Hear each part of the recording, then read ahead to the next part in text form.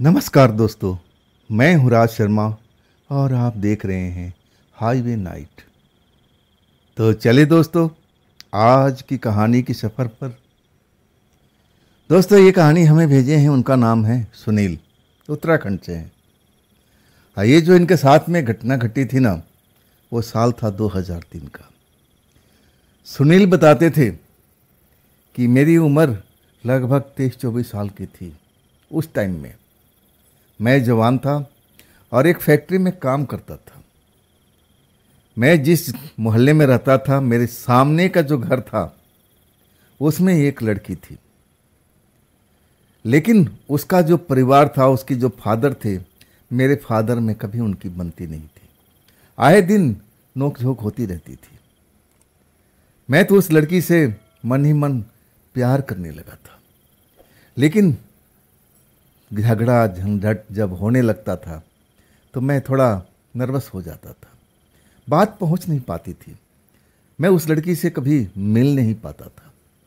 बस आंखों आंखों में इशारा होती थी और वो भी चुप और मैं भी चुप। चाहत दोनों तरफ से थी, लेकिन जैसा माहौल बनता था ना परिवार का, एक दूसरे को कोई पसंद नहीं करता था। खास करके मेरे पिताजी और उस लड़की के फादर में कभी बनती ही नहीं थी।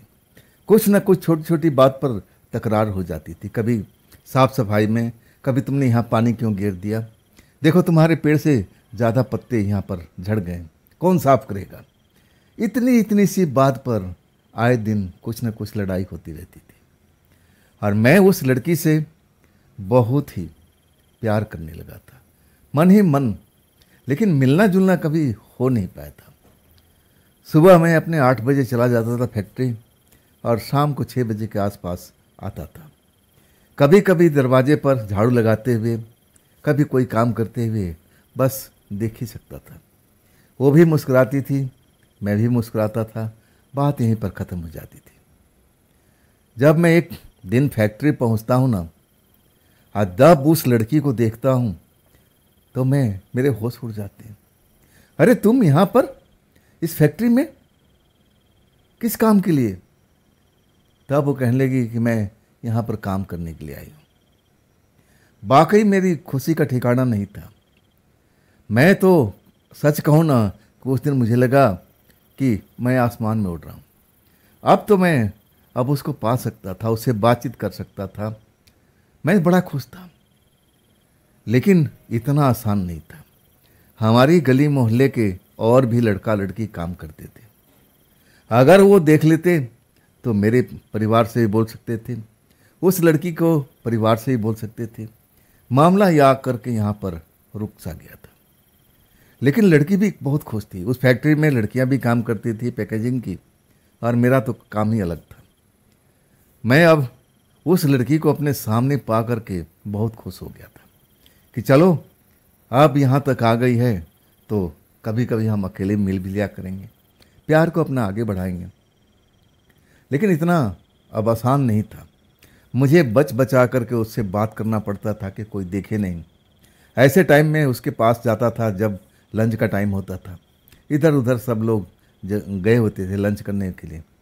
लड़की से मैं मिलता था, झटके से अपनी दिल की बात सुनाता था और उसकी दिल की बात सुनता था। और तब तक लंच भी ख़त्म हो जाता था और तब मुझे बैरंग वापस होना पड़ता था। मतलब हम दोनों के तरफ प्यार की जो ऊर्जा थी ना, जगी हुई थी। लेकिन कमबख्त टाइम नहीं मिल पा रहा था कि कभी हम एकांत में जा कर के अपने मन की बात एक दूसरे से कह सके। मौका ही नहीं मिलता था। जब वो फैक्ट्री से जाती थी तो मुझे लगा कि अकेले होगी, लेकिन मैं देखा अपनी जो फैक्ट्री में जहाँ काम करती थी पैकेजिंग में, वो वहाँ की लड़कियाँ ग्रुप में जा रही थी। मतलब वहाँ पर भी मेरा दाल गलने वाली नहीं थी। आखिरकार इंतज़ार के अलावा मैं कर क्या सकता था, लेकिन घर से तो बेटर था। मेरे सामने कभी कभी तो ज़रूर आती थी, इशारों इशारों में बात होती थी, और ऐसे ही करीब महीना 1.5 महीना निकल चुका था। हमारी जो दोनों तरफ की जो प्यार की तड़पन थी ना, बढ़ती जा रही थी। हम दोनों मिलना चाहते थे, लेकिन समय अब साथ नहीं दे रहा था। लेकिन आखिर कब तक? मैं अपने दिल की बात बताता हूँ कि कब तक हम ऐसे ही मिलते रहेंगे, दूर से देखते रहेंगे, कभी अकेले नहीं मिलते हैं ना। तब वो अपना सर झुका लिया और बोली, कहाँ मिलेंगे, कौन सी जगह पे मिलेंगे। मैं बड़ा खुश हो गया। हमारी ही कॉलोनी में जो मेन सड़क से जो रास्ता आता था और थोड़ी ही दूरी पर हमारी घर स्टार्ट होता था, वहाँ पर एक घर था पुराना।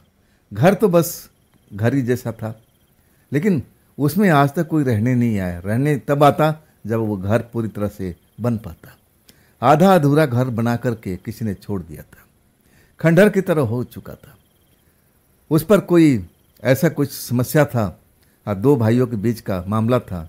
मामला जो था ना, वो आगे बढ़ चुका था। इसी वजह से वो घर रुका हुआ था सालों से। जो आधा अधूरा बना हुआ था और उसमें भी अब जैसे भूतहा हो चुका हो, खंडहर बन चुका हो, ऐसे हो चुका था। मैंने बोला कि यदि उसी घर में, पुराने वाले घर में, सबसे नज़दीक तो वही है और वहाँ पर कोई आता जाता भी नहीं है।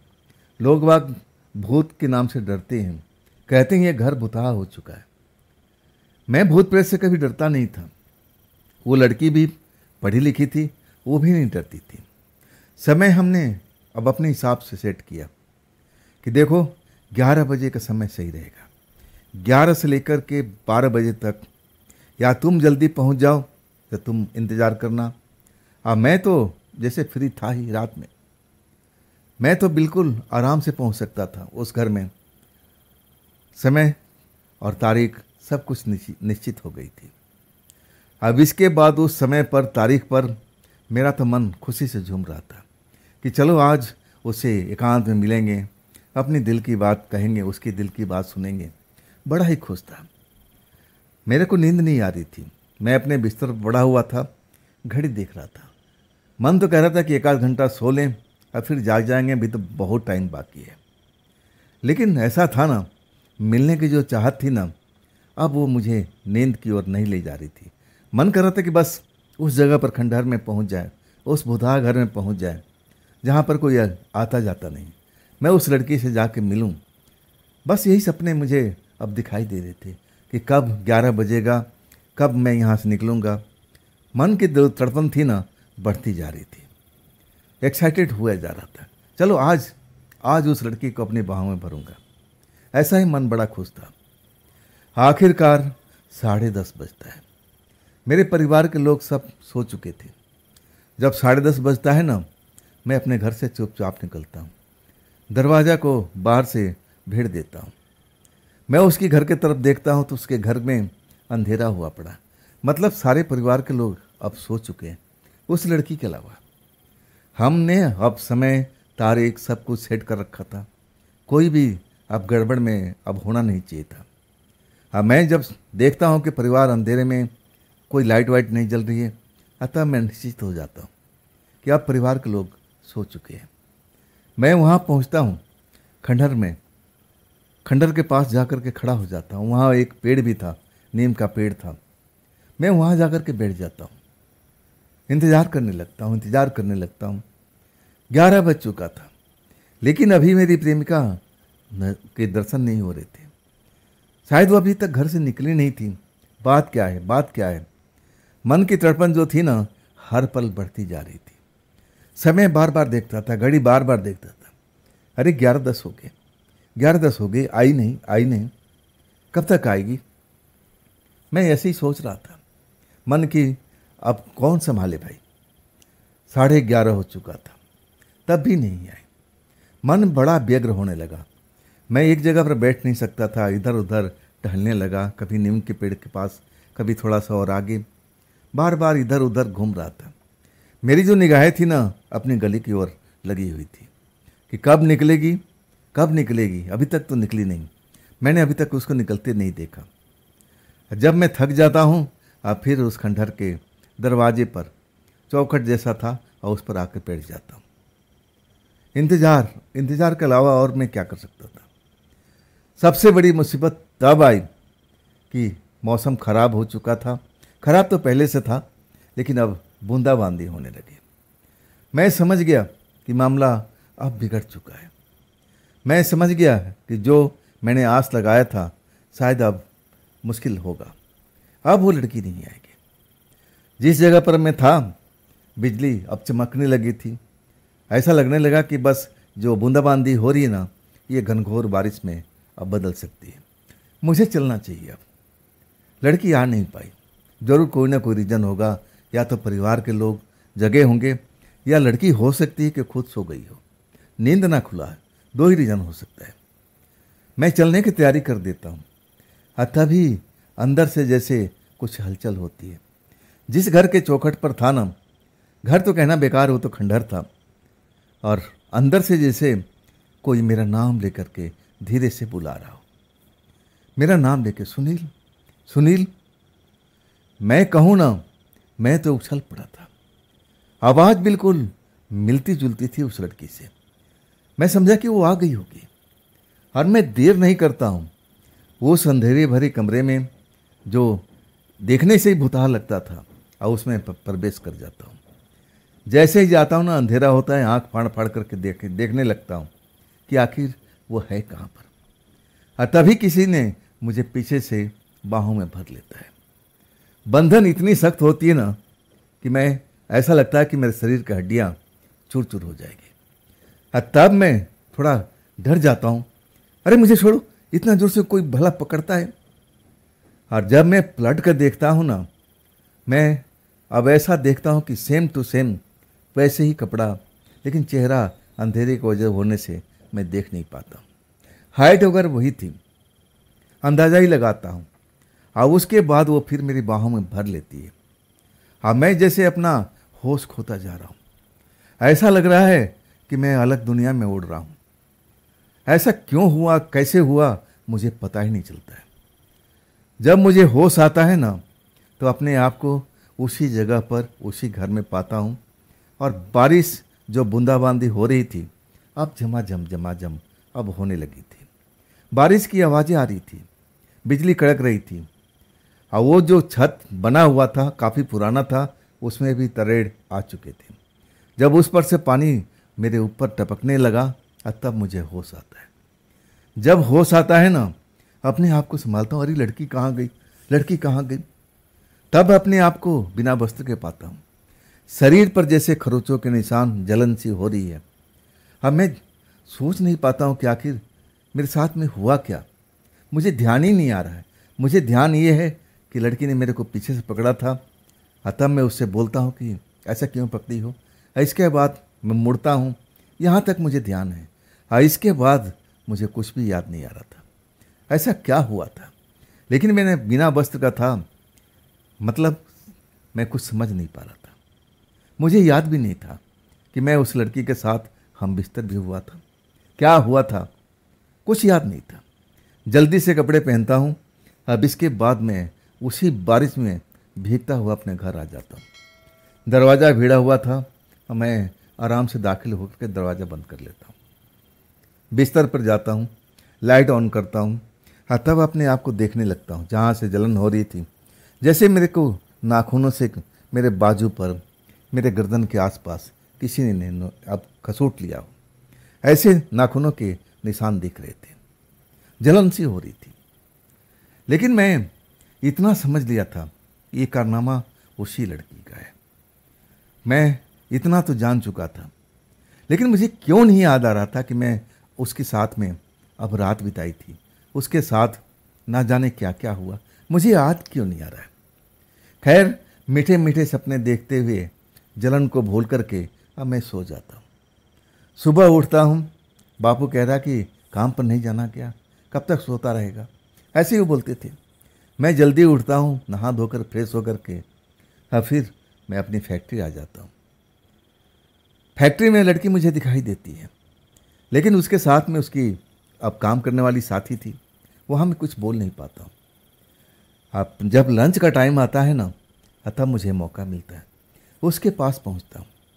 मुझे देख करके वो सर झुका लेती है, कहती है कि मुझे माफ़ कर देना, मैं जा ही नहीं पाई। जब मैं ये सुनता हूँ ना, मैं बोला कि क्या बोली तुमने, मैं जा ही नहीं पाई, दोबारा से बोलना। तब वो नज़रें उठा के कहती है कि हाँ, मैं सो गई थी, मेरी आँख ही नहीं खुल पाई।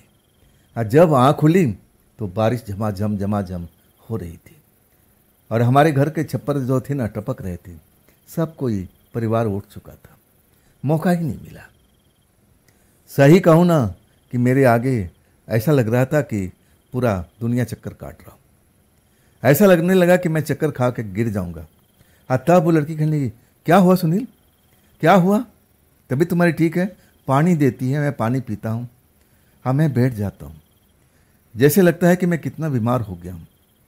लड़की पूछती, क्या हो गया तुम्हें, बात क्या है? अब मैं जो मेरे साथ में हुआ होता है आज सब उस लड़की को बताता हूँ जल्दी जल्दी, क्योंकि जानता था थोड़ी देर में लंच ख़त्म हो जाएगा, सारे लोग अपने काम पर आ जाएंगे। लड़की मेरी जो बात सुनती है ना, उसको लगता है कि मैं मजाक करता हूँ, मुस्कुरा देती है, कहती है कहानी अच्छी बनाती हो। तब मैं अपने शर्ट का जो बाजू था उठा कर दिखाता हूँ कि देखो ये नाखून का निशान देखो, दूसरे बाजू में देखो, ये गर्दन पर देखो। लड़की अभी भी विश्वास नहीं करी, कहे तुम गिर पड़ गए होगे, ये ऐसे ही खरोच है और कोई नहीं। कौन भला आएगा उसमें, मेरे अलावा कौन आएगा? मैं तो आई नहीं तो दूसरा कौन आ सकता है? सही कहूँ उस टाइम जितना समय था मैं उस लड़की को समझाने में लगा था कि नहीं, अब तुम तो आई नहीं तो आखिर कौन आया था, कौन आई थी? लेकिन उसको लग रहा था कि मैं मजाक कर रहा हूँ। और तब तक लंच का वक्त ख़त्म हो चुका था। मैं अपने काम पर लौट गया।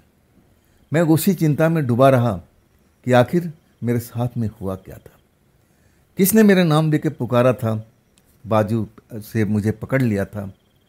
और इसके बाद मुझे कुछ याद ही नहीं है। सही कहूँ ना कि उसी फैक्ट्री में जब मैं सोचने लगा तो मुझे लगा कि आसपास के लोग उस घर के भूतहा क्यों कहते थे। क्या वो कोई भूतनी थी जो उस वक्त का फ़ायदा मेरे साथ में उठाई थी? सही कहूँ ना कि मैं सिहर गया था डर से। दिन के टाइम में तबीयत ऐसा लगने लगा कि मैं बीमार पड़ जाऊंगा डर की वजह से। और मैं जब घर पहुंचता हूं ना तो वाकई मुझे बुखार हो चुका था। लेकिन ये बात मैं अपने परिवार को किसी से नहीं बताता हूँ। बुखार का दवाई वगैरह खाता हूँ, बुखार सही हो जाता है और फिर नॉर्मल अपने काम पर लग जाता हूँ। अब उसके बाद उस लड़की से फिर वही सब बातचीत होती है कि तुम तो उस रात आई नहीं, तो तुम्हारे ना रहते हुए कौन आई थी? लड़की भी कहती कि तुम झूठ बोलते हो। मैं जितना उससे बात करता था वो समझती नहीं थी, उसको लगता था कि मैं मजाकिया हूँ, मजाक कर रहा हूँ। लेकिन मैं सच उसको बता रहा था, लेकिन वो मेरी बात पर कभी यकीन ही नहीं किया। आज सच कहूँ ना, उसके बाद हमें मौका ही नहीं मिला। मैं लाख हम कोशिश करते रहे उस घर को छोड़ करके कि कहीं हम दूसरी जगह पर जा पाए। मैं तो चला जाता था, लेकिन वो लड़की आ नहीं पाती थी। कोई न कोई बहाना जरूर बना देती थी। कहती थी कि बापू जाग गए थे, माँ जाग गई थी, मैं खुद सो गई थी। अब मैं समझ गया कि अब ऐसा संभव ही नहीं है, बिल्कुल अब संभव ही नहीं है। मैं उसका पीछा अब जो करता था, उससे बातचीत करता था, और सब कुछ मैं भूल गया था। घर आमने सामने था, कभी कभी मुलाकात हो जाती थी। कुछ ही दिनों में पता लगता है कि उसकी सगाई वगैरह हो चुकी है। और उसके बाद से मैं उसकी तरफ देखना ही बंद कर दिया था। लेकिन उस रात में मेरे साथ क्या हुआ था वो आज तक एक पहेली की तरह रह गई है। आखिर वो कौन थी लड़की जो मेरा नाम भी जानती थी और मुझे ना जाने ऐसा क्या किया था? मैं आज तक इस चीज़ को समझता हूँ, समझने की कोशिश करता हूँ। मुझे तो लगता है कि उस खंडहर में कोई आत्मा तो जरूर है। वो आत्मा लड़की है, लड़की का रूप लिए हुए है, जो भी है। और वो मेरा नाम जानती थी। वो जरूर कोई प्रेत आत्मा थी जो उसने मेरे साथ में ऐसा किया था। तो दोस्तों, ये थी आज की कहानी सुनील जी की भेजी हुई। ये कहानी आपको कैसी लगी कमेंट में ज़रूर बताइएगा। अगर आपके पास में ऐसी कोई घटना है जो आप मुझे बताना चाहते हो तो आप मुझे इंस्टाग्राम पर, मेरे व्हाट्सएप नंबर पर अपनी कहानी को, अपनी घटना को आप ज़रूर शेयर कीजिएगा। दोस्तों, ये भी चैनल आप ही का है, इसको भी अपना प्यार दीजिए, लाइक कीजिए, हाइप कीजिए, सब्सक्राइब कीजिए अगर आपने नहीं किया है तो, और अपने दोस्तों को शेयर तो ज़रूर कीजिएगा। फिर हम मिलते हैं ना कल की रात इसी चैनल पर, इसी टाइम पर। आप लोग अपना ख्याल रखिएगा। नमस्कार।